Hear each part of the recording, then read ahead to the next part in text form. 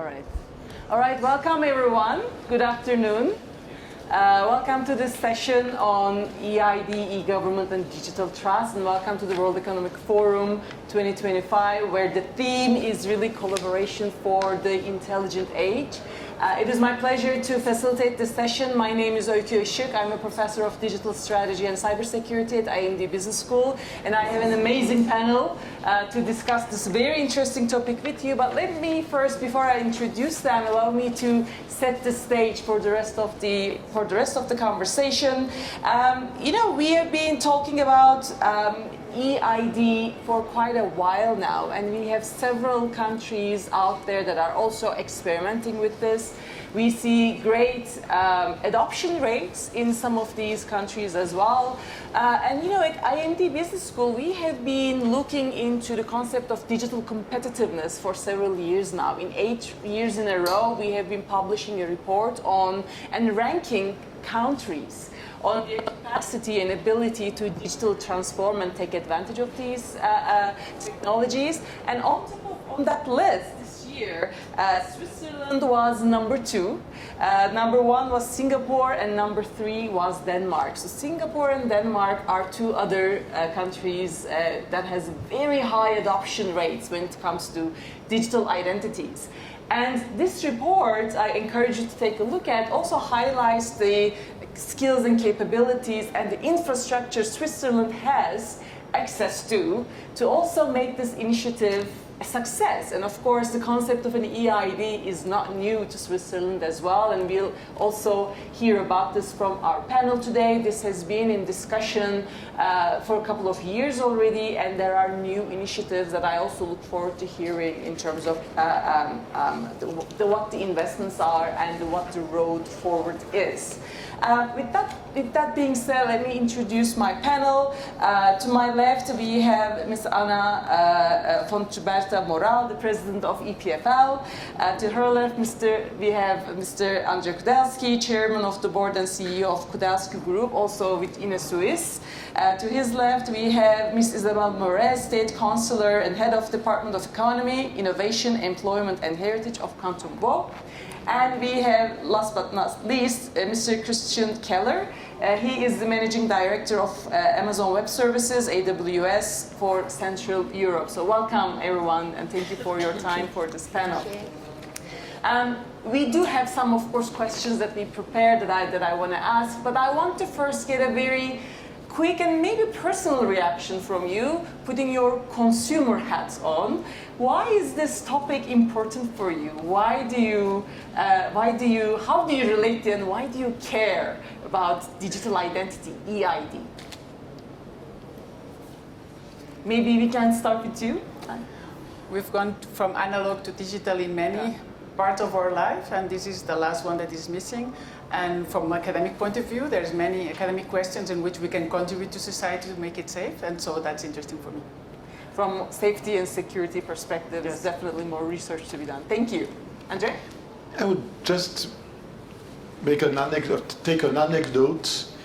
A few years ago, I have got on my credit card in Switzerland an expense that I have never done, and that was on the Google service. But what I was surprised that I have a system with a PIN code, with 3D security, and I have just called the bank. But how it's possible? And I have understood that the system of protection was not to protect me, but to protect the bank. And fundamentally, if you have some service that have marginally zero cost, then they just take the credit card number.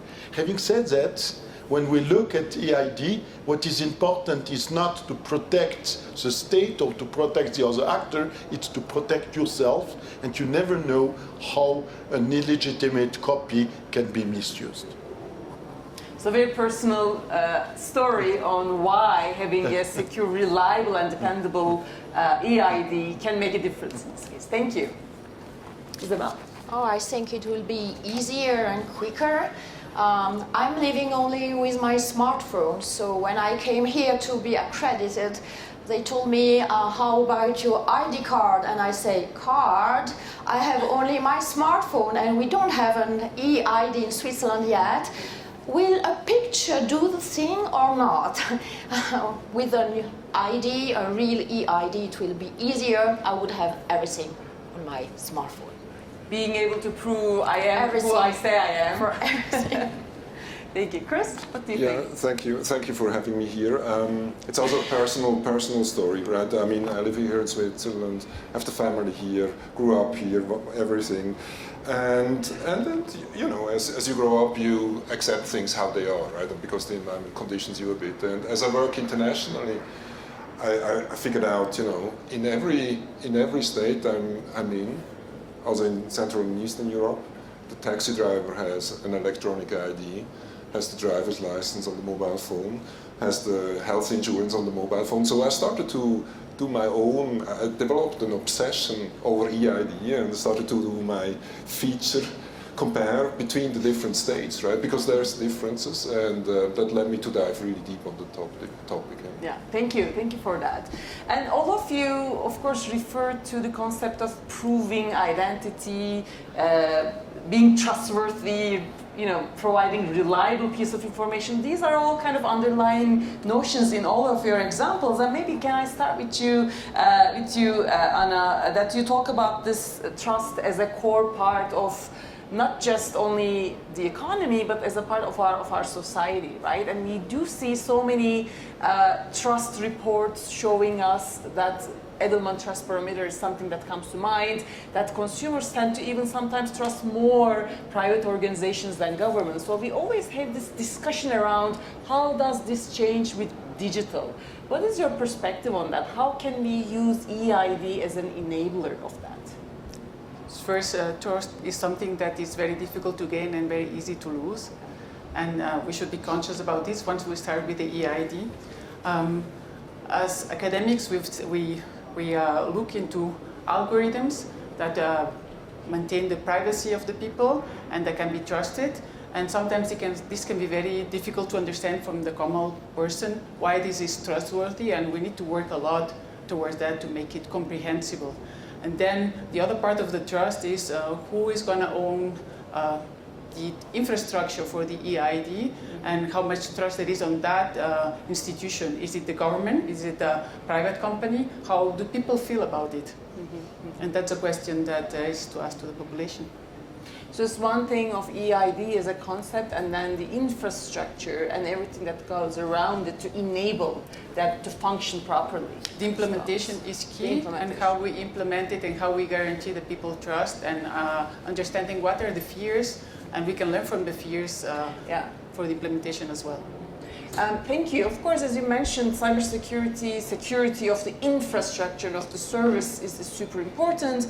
And maybe you'll get to that eventually with AI changing everything, and now with deep fakes enabled by generative AI, your voice, your face is more difficult to identify a person with one means, right? Anje, when you look from a bird's eye view to the security field, what is your perspective on this, and how do you see EID coming into picture from a cybersecurity and privacy perspective? Now, first I would say that the EID that was a nice to have is becoming now something that is absolutely critical.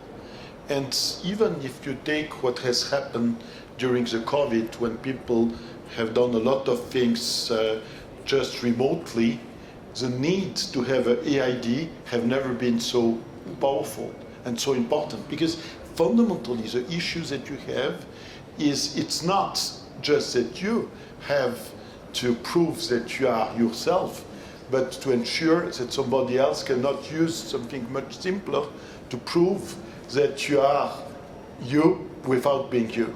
And at the end, what we need is to have a system that is able to be AI-proof and to really allow to be sure that your identity will not be mishandled. And fundamentally, that is probably the most important element, because if everything is becoming electronic, if you can modify things and it's not yourself that is modifying, that is something terrible. And here, that's really a room for innovation, for new technologies, in order to have something that make people being comfortable. But I would just say we have not automatically one size fits all, but you need to have the possibility for someone to choose the AID the person is comfortable with. Some will be comfortable by a governmental AID, some with a private, but we should not decide that one size fits all.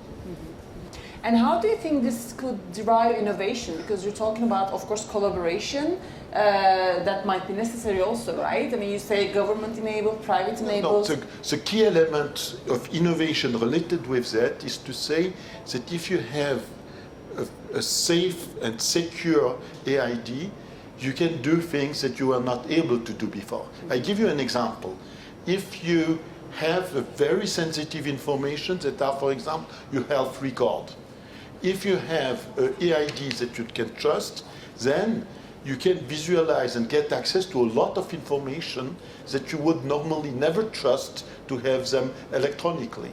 And with that, innovation can bring a lot of new features that you would not trust if you don't have an EID that is really efficient and well done. And in a way, it's a way to ensure more comfort in the way you do things. Take another very simple example.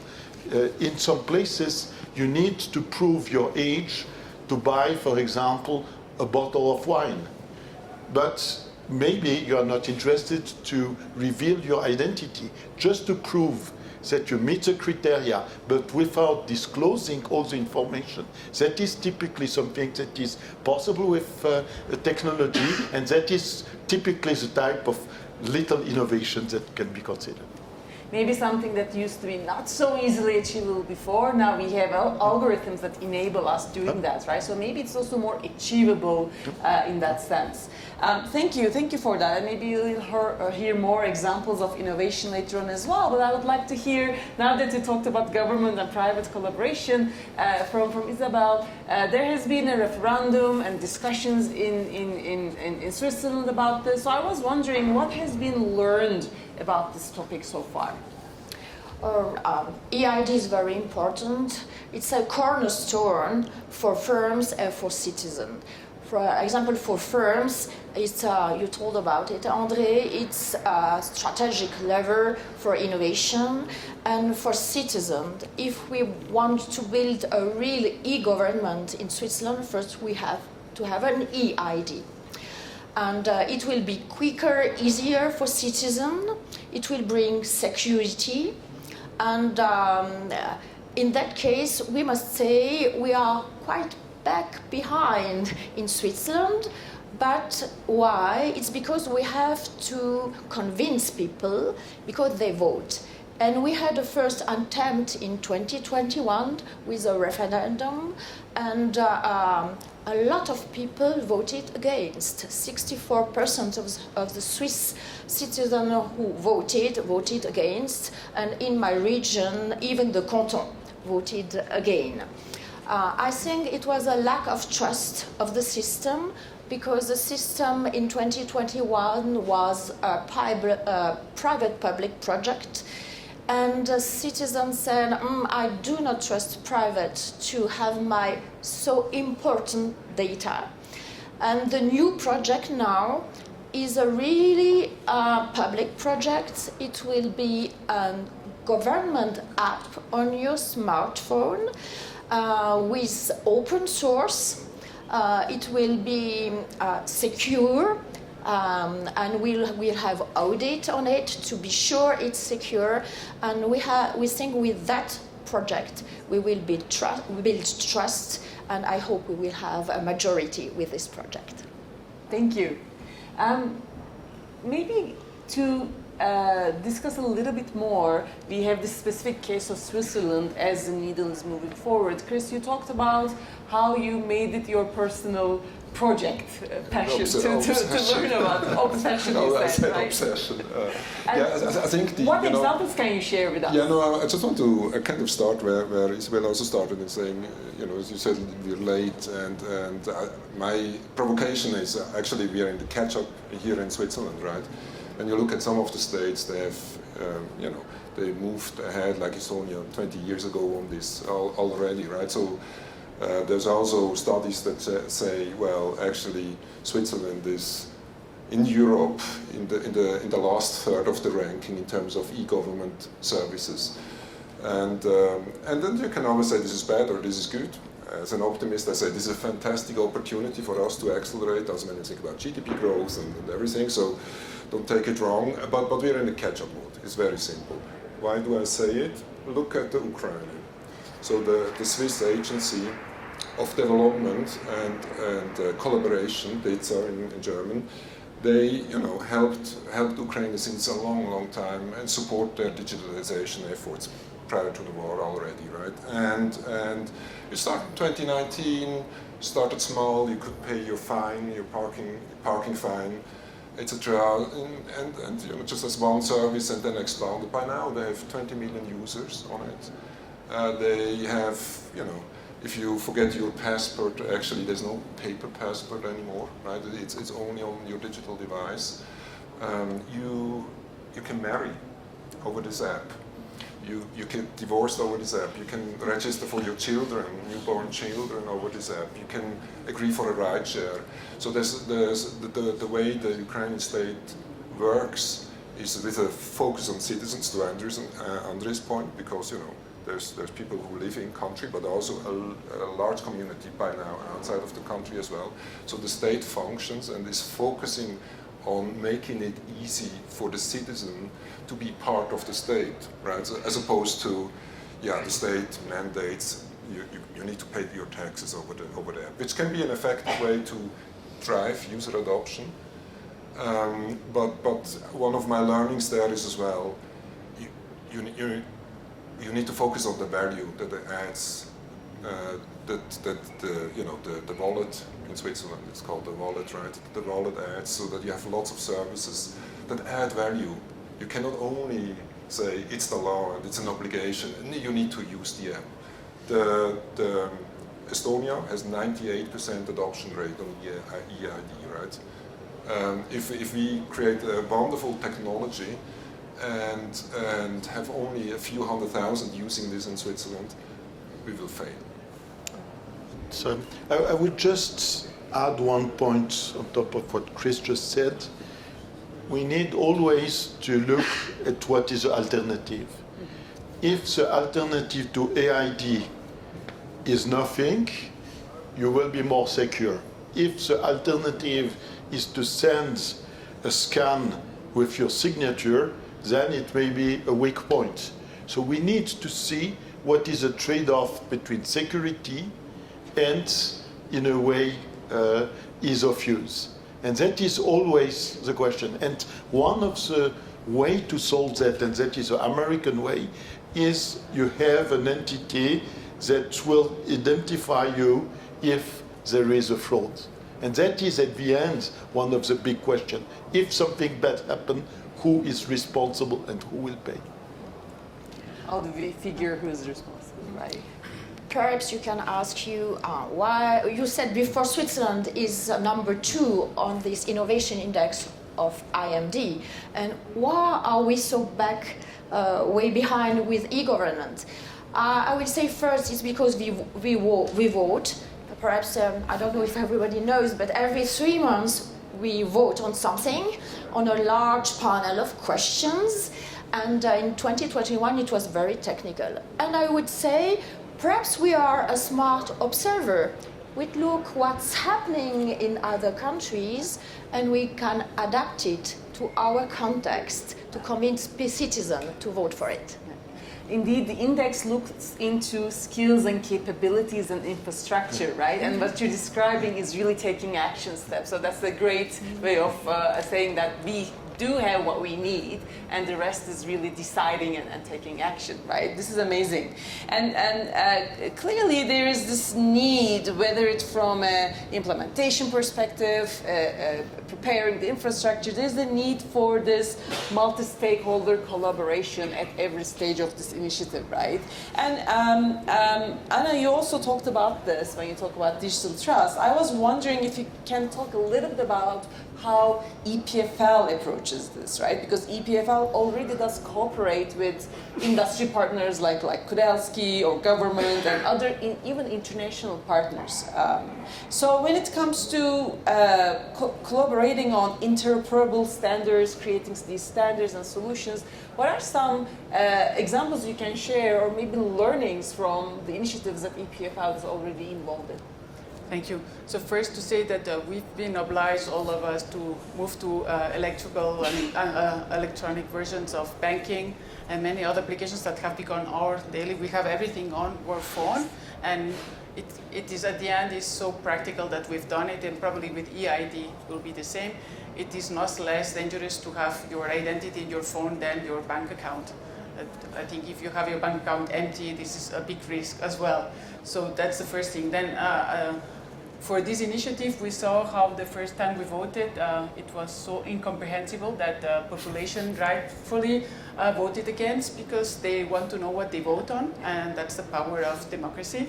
And here we all have to learn from it. And so several organizations, including ETH Zurich and EPFL, which have expertise on how to make things trustworthy, have collaborated with the government to make the technique much better so that it can be really trustworthy. An example of this that of the past that also was a collaboration with the ETH Zurich was the COVID app. Mm-hmm. We had COVID. It was important to trace, have you met someone that had COVID in the last, recently? Have you been too close to a person that had COVID? It was very contagious. And so the two institutions got together and made an app, and this app involved new protocols, completely different, that preserve your privacy. Mm-hmm. And so this is where innovation was done, and this has changed the way some of our phone companies, Apple for example, build the phones and how the protocols are applied as well. So this is the impact that as academic institutions we can do, and this is our role.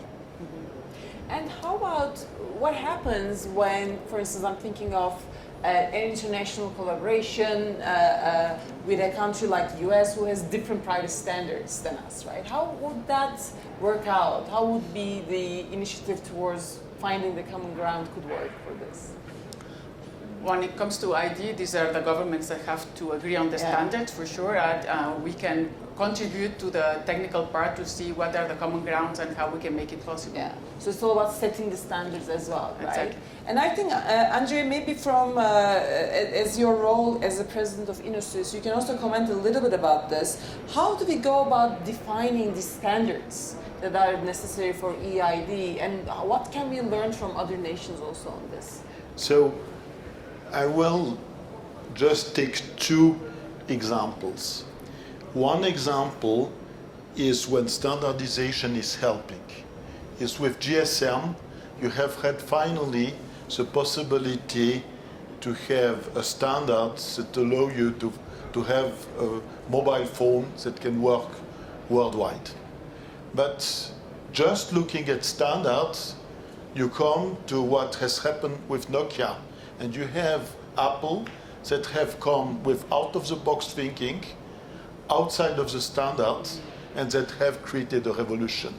And in reality, we need a combination of the two. We need to have some element of standardization to grant interoperability, but not to have a rigid, regulation or standardization that is preventing innovation.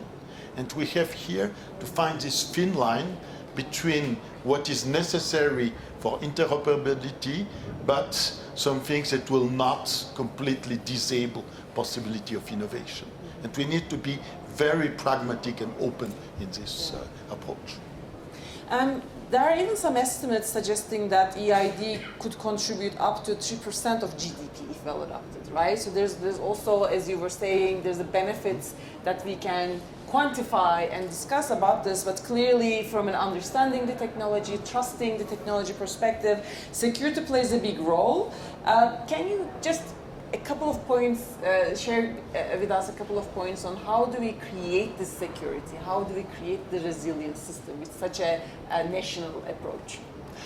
So one of the key elements to ensure security is really to use the advanced technology, one of the key elements is in blockchain, but not only, with advanced algorithm and some elements where you have some anchor points sometimes in hardware, you are able to have a platform that allow you to have something that is much more secure than the traditional techniques. And don't forget, you have a lot of transactions that were only done in person, and the cost of having things in person is very high when you have some transaction. And if you are able to enable element where the security is as important, at least as important as in the physical world, then you can do incredible things. First, you have the advantage of speed, and you have the possibility to have some things that is much easier to use, and then the cost of transaction will really go down. And with that, that is allowing to have a further growth in the economy. Thank you. And now, with having the capabilities in our reach, having the technology, Isabelle, what is next? Maybe it's a good question and time to discuss this. Right? What does the future look like when it comes to? You said we are going to go back to this. We'll be careful with the communication. What else are within the plans for EID? So first, for our economy, it's an opportunity, and we have in the Lake Geneva region innovation park who's called Trust Valley, with SMEs, startups, big players like Kudelski or Sigpar, and with our academic institutions. It's this valley is to coordinate all these people and opportunities, and in that valley we have a village with more than 200 startups. We supported them, the Canton supported them, and in the 1.5 last year we created, or that village created, 200 jobs. So we see here a big opportunity, especially in GovTech. Because in this Trust Valley, with the name of Switzerland, I think we can build on this trust, and especially to develop the GovTech. And another point is to be independent for Rainier's structure or governance applications. I think we have to build our own application, apps, data. Sovereignty is a key word for us, and I think we can build trust on our own sovereignty. We must say to our citizens, we manage ourselves your data, we are not giving them abroad. So keeping it in Switzerland. And maybe that's also related, because early on you were also referring to making sure that this service is user-friendly, is inclusive, is easy to adopt. What else can be done, do you think? What will be the points to keep in mind as you're creating this ecosystem? Yes. First of all, this new app, EID app, will be non-compulsory. So we hope a lot of citizens will use that app, but we must think to people who are perhaps a little bit older, or are saying, I prefer to have a card, and they must be free not to use it. And we have to imagine a system when you have still human for our government who will help to use our e-government. So, for example, you will be able to do your new ID through internet, but you also will be able to go to my services where you normally do your normal card, ID card, your normal passport, and you will be able to do your ID over there. And if you don't want, you just say no, and you will have the exactly same possibilities as citizens who choose to have the app. I think for the trust for the citizen, this is essential. It's non-compulsory. You can use it, and you will not pay more if you are not using it. So as adoption goes forward, likely to increase? You will have the same service available, basically. Yes, I think with the changing generation, with the new generation, we will adapt it. And also citizens are looking what's happening abroad, and perhaps we are not already prepared to be married through an app in Switzerland. I think perhaps it's not an argument in the votation to talk about it, but who knows, some years. Thank you. So clearly there are many, we heard about what needs to be paid attention to, and we heard about the importance of having privacy-preserving algorithms, blockchain. Chris, you have an oversight, of course, with AWS, especially into the cloud ecosystem, right? But also, obviously, with AI. So, from a technology perspective, how do you think AI can be enabler? And how do you think cloud computing and maybe other new emerging technologies that are under your radar now that could enable this movement? I think I keep the answer very short because I don't want to bore you with technical details, but the cloud basically enables access, enables scale. You have citizens that want to access the data from outside. There's not everything in Switzerland, right? So you want to connect from outside as well. So those are all attribute resilience. Like, things happen and you always want to work, it always needs to work, right? Things, so there's a resiliency, those are elements, standard elements of the cloud. Now, of course, AI can be very well applied to security because, this is an ever-changing environment, right? Whereby, just the threats change every day, right? So you really want to ensure that you use later stage AI algorithms to, in the moment, ensure that there's no fraud, there's threat, avoidance as well, etc. So this is a race. This is not, we just provide one platform and then it stays there for the next 100 years, right? It's something that will grow, and for that you need to learn from the data. You need to make use of the data. There's friendly and non-friendly actors, right? So from that perspective, that's a race. However, again, big opportunity, and that's where I would like to change or hijack the discussion a bit, is you could argue, this is just a technical solution. It's just an EID thing, and data stored safely and securely, but it changes everything, right? In the sense of, think about Estonia again, 98% of the citizens have an EID. 99% of the medical prescription, so if you're sick and you need antibiotics, you get a prescription, right? 99% of the prescriptions are built by electronically, digitally. Then you say, okay, so that's then efficient, but it changes everything, right? You have a hospital that is connected to, you have the doctors, you have the health insurances, all will be able to. You have the end consumer, you have the regulator, etc. All will be changing the way they work, and that sounds a little bit lofty, but it changes everything, right?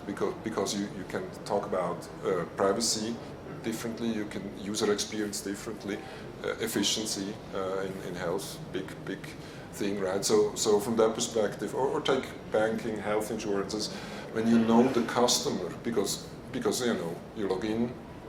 And you use your EID, all the companies need 99% less of effort to validate it's you, because it's trusted that you are you, right?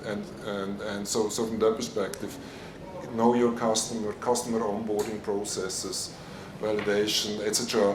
This all goes away, right? So this frees up a lot of effort to create new services, new products.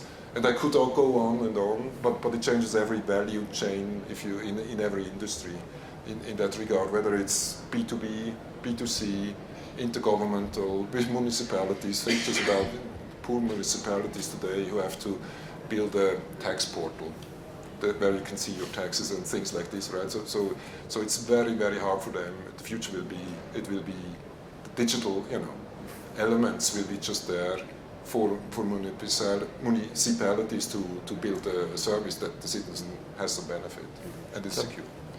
I will just add one element to what Chris said.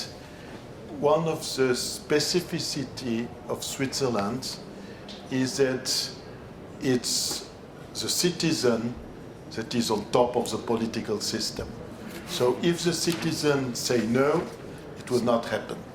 And said in a different way, all sort of elements to ensure that you have a secure system, you can do something much better and simpler in technology if you don't look at respecting privacy. But as the Swiss citizen has a very high expectation in terms of privacy, then you need this technology that allows to have something that is easy to use, very secure, and where the citizen may be comfortable with. And if we take back the elements, Switzerland is a little bit behind. Yes and no. Yes, if you look at how it's today deployed. No, in terms of the process of having an acceptance with something where people know everything that is under the hood will be comfortable with. And that is one of the strengths of Switzerland. Thank you for that. And I'm just looking at the time, and I want to turn to the audience now to see if there are any questions from the audience. Mark. Yes, thank Do you you have the very microphone? much. Thank you. Thank you very much for a very good panel, because it was very concrete. I very much appreciate that, and also the moderation. 2 or 3 thoughts maybe. Yes, Andre, you're right. We are kind of late, but maybe it's a good moment. I do think we are very late. Estonia, we have quoted it, is on an EID now for 21 years, and one interesting remark there, maybe you can refer to this later, is that they had a tough time with the adoption rate in the first 10 years. It was very difficult, and when they made it almost mandatory, Christian and Andre, then actually it picked up. But they gave people time, but they actually really had to say, now this is going to be the way you're going to use it. So that is my first remark. To Isabelle, who is a leader in this, probably because why we are late, and the COVID app has been mentioned, because we don't have enough leadership in terms of digital transformation in this country, be it on the administration level, be it on in parliament. You have probably 50 lobbyists for agriculture, and you have probably 3 for digital transformation. And I remember, when ETH and EPFA launched the COVID app, there was not one member of the government who stood on stage and say, please download. There was none. Uli Mura actually said, I don't need this. Remember? So there's a political leadership, I think, that we have been fighting for in Digital Switzerland. And now, having said so, maybe 2 questions. One, to Isabelle, why is this the case that we are missing political leadership? We are. There is a few in parliament. You're one of the leaders. I don't see anybody in the government at the moment who would be a leader for digital transformation. That's my first question. And then probably to Christian and Andre, what needs to be done in the private sector also, that people really, use the EID and say, this is cool, this is easy, this is secure, this is safe, this actually makes my life easier. Thank you.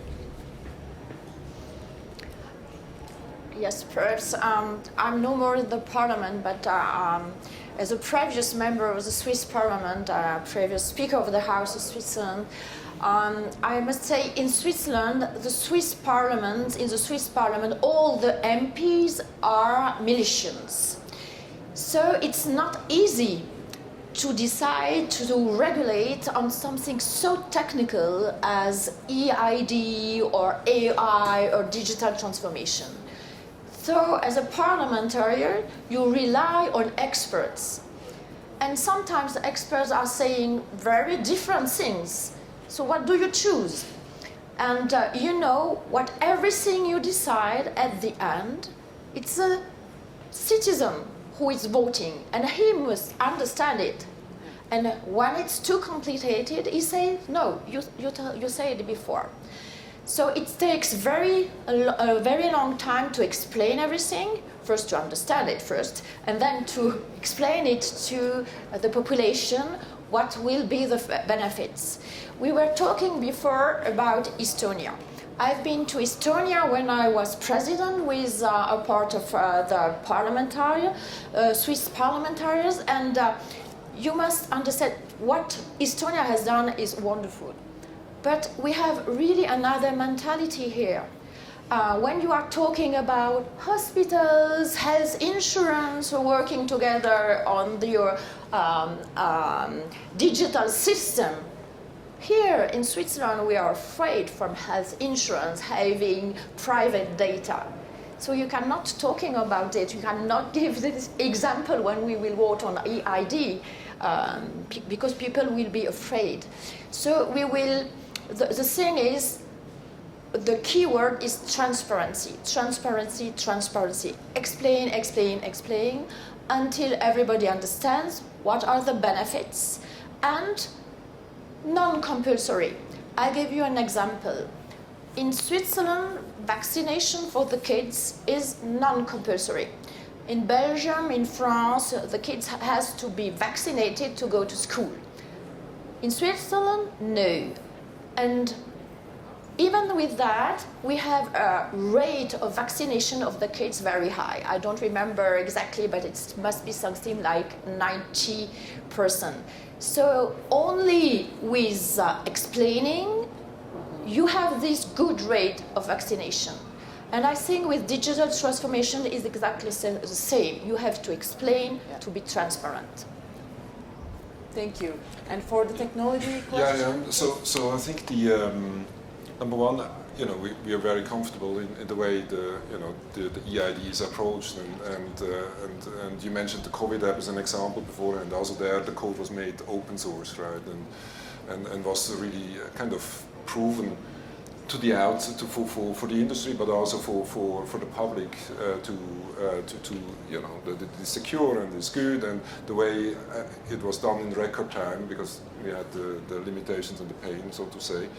And what I see, some of the good learnings are also applied now for the EID in the sense of making it, early available, make it parts of it open source as well. So this transparency that you talk about, super important, because that will create trust also with the industry, with the citizens, with the interested. So one of the strengths we have in Switzerland, I do believe there's typically a good collaboration between the public sector and the private sector. So from that perspective, I think the private sector will also need to take the time to understand the overall concept, this wallet as well. It's not only the EID, but the wallet, and that has a lot of business potential, and again, value for the companies as well. So from that perspective, not having the dialogue would be wrong. Yeah. So I think leaning in from both sides to say what are the opportunities that we can gain. I think it also will take time, right? Also, the companies will need time to digest it. But I think what I say is lean in and be proactive about it, because it's a key to unlock economic growth in Switzerland. Thank you.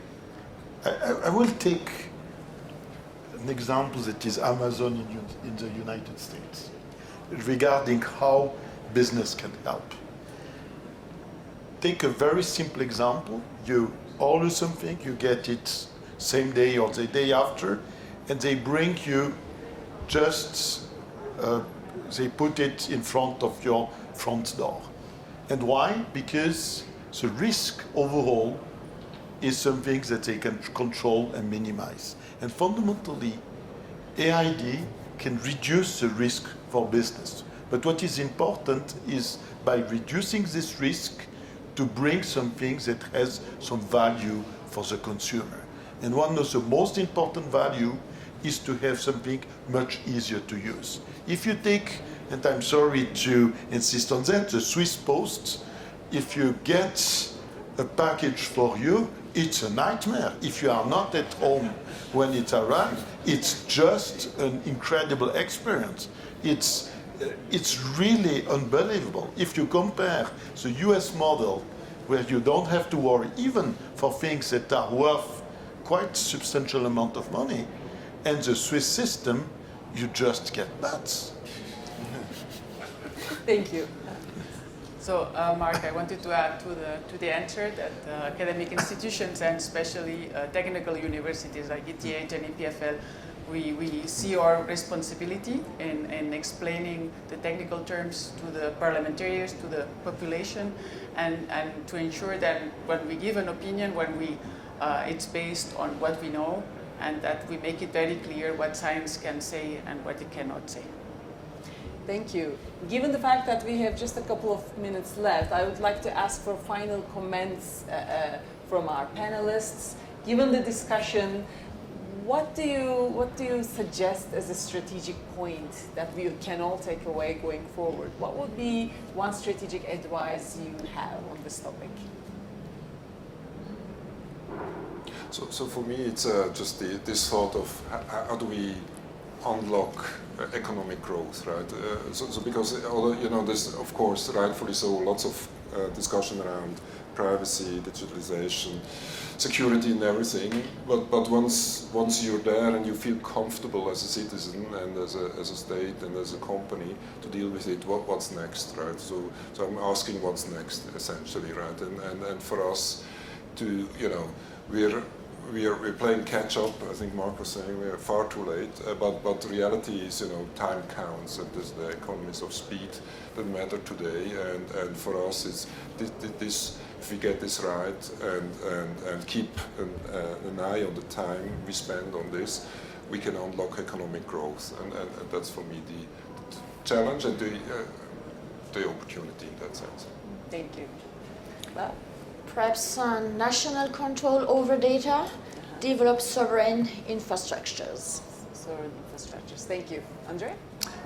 I would first come back to one notion that Isabelle have come with, is to have something that is not mandatory, but on the opposite, something that is bringing new added value that is passed to the consumer. Fundamentally, it should not be seen as an element to simplify the administration for the administration, but to bring something that you cannot deliver in other ways, and to take the opportunity to make a big leap forward and not to take the element where we're a little bit late to be a front runner for the next generation. Thank you. Just to ensure for us that we ensure we contribute with the talent, with the expertise and the narrative for this to happen. Thank you. I do hear, I thank you very much for all your contributions to this. I'm hearing that we should have this value-first approach, and clearly having the direct democracy approach, it's a choice, right? So maybe things have been moving slow, but we have all we need, and knowing that we now need to demystify. I also hear that there's a big job for higher education institutions in this topic as well, going forward in demystification and showing and proving that value as well. So thank you very much for being here, and thank you very much for your great questions and